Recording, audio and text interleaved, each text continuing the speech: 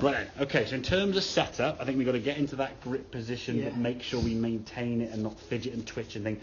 Your tendencies are, obviously, from looking from this position, is you get yourself, if we sort of do my little version of a little stick man here now, okay, there's kind of you there, sort of setting up, okay, there's your head there. You have the hands there in front nicely with the club, and then in time you sort of move the handle back behind the golf ball. Whether it's just trying to get more loft or get the ball up in the air, I don't know. But for whatever reason, you keep moving the hands back to your right leg, adding more loft to that golf club. So a 7-iron now becomes a 9-iron. Yeah. Then you open the face even more on the way back, and now you chop across it. It's like a pitching wedge or a sand line. Hence why it's going 60 yards at most in some cases, okay? So if we can get that set up and then sort of stay there without too much sort of fidgeting and twisting, the sensation is that club's got to go back now. And this little drill there. So the club's going back there. You can see the club still pointing at the golf ball as the club goes back. You're just moving your arms and your shoulders, and the club's going back now nicely in line. Hit it one more time there, and the club now working up. Oh, good grief. I look like a proper golfer. You like that? Compared to where it whipped in towards your right shoulder on your shadow, like way in there, and that club's, look at your right elbow, it's like stuck. Where'd it go? Yeah. And that's as far as you can basically get a little bit frame more. It's just got to come up higher. Exactly. You're right. Exactly. You've got to get it up high. You see. Yeah, I've got to get it up higher. And then from there now, with the club face now being stronger, we can almost see a bit of a tip in this where your shoulders try and work. You see, that club's not moving, but you're dropping down to that golf ball. If we can get the arms to kind of work first. This arm should start to come round here now. They should, exactly. At this point, this arm should start sort of falling down here. If you try and twist your hips and your shoulders, because you're sort of upper body dominant, this will just start going towards the golf ball, which then throws the club outside the line, which means then when you come into golf ball, you're going to be coming across it, that sort of weaker, cuttier one, okay? Right. Now, part of that sort of cutting across, as we said, is caused by the club face. If we look at this here now, if I get to the top here, we would want the club face, that left arm, okay, and that leading edge there, they need to be a bit more in line, okay? You've got that club face now pointing down this way too much rather than in that way. Yeah. So your club face now is, I don't know, 30 degrees, 25 degrees open, which if you set the club down there in 25 degrees to the right, that's a long way right. So what you're then forced to do then, Carl, when you come back, is swipe across the golf ball and hit a sort of a weak, high, cutty one. And you can see, look at this follow through when you come to how far your left arm now, or your arms, that club now is exiting below your left shoulder. I mean, it's a real whip round here and then lunging. Now watch this one here now as you come back down. Club's coming back down a bit more on line. Good strike. Watch the follow through. Where your hands finish. But I've let all the pull go, haven't I? Well, you're siding. Yeah, exactly.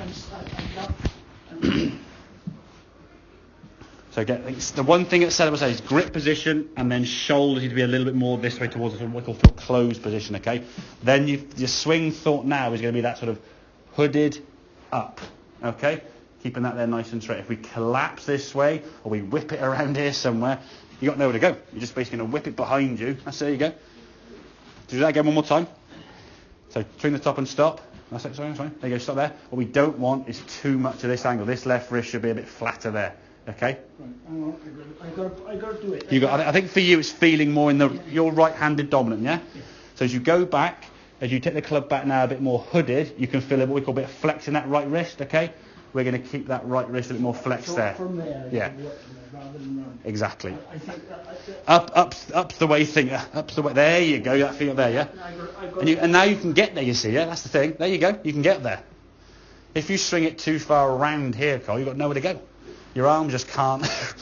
There's no way you can get. I mean, whether you were physically. I got to work it out myself. No. I understand that completely, because I think for me, and I know you as a golfer, it's me sort of saying, "Oh, here's kind of the piece of the puzzle. You work out how to put it together," kind of thing. Yeah, that's the thing for you. You've got to feel where that club needs to go, and you've got to feel it. Yeah, that's it. There you go. Not trying to lock the arm straight. Good. There you go. But as you felt when you started swinging it one-handed, you had more power. You felt more powerful swinging that club one-handed up here than you did with two hands swinging it behind you here. Because you have. When you're up here somewhere, you've got some. If I was to get this bag here now, if I'm going to get that bag a bit of a whack, get up here somewhere and get a good old beating, okay? If I. That's gone from 4 to 5. Yeah, we've almost doubled your ball speed. Yeah. I mean, if your ball speed can double, you're getting somewhere. And I think the reason why, I said to you before, you haven't suddenly got twice as strong. I mean, you're stronger anyway. But we've made your swing more efficient. Your swing speed. Do you think I should change these shots? Or not? I think I would. If we can get your swing speed up, Yeah. and we don't need to change, So if I'd rather you not. if I stay then for the next couple of lessons. Yeah, with these, what I might do is I might bring a couple of regular shafted clubs along just as a trial. I've got a regular. I bought this one, you see. And I think that's a regular. Have a look. It's a more club. It's a mine. ABS, was it? Yeah, that's a regular one, yeah. Just take a couple of that regular shaft edge to see how it feels in terms of the club there. Because I think generally stiff shafted irons, you're looking at 90 plus mile an hour ball speed. Club head speed.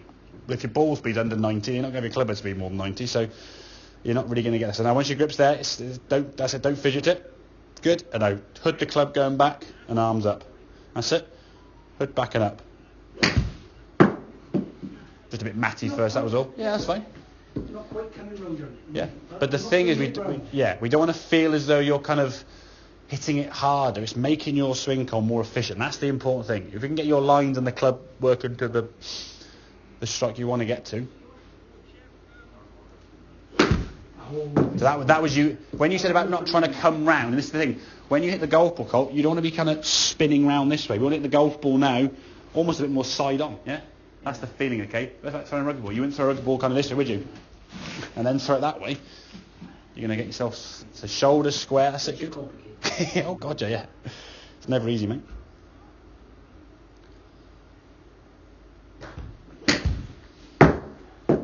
But that's when you got more loft, you see. That's when you sort of pop it up in the air. Does that make sense? Yeah, exactly. Yeah.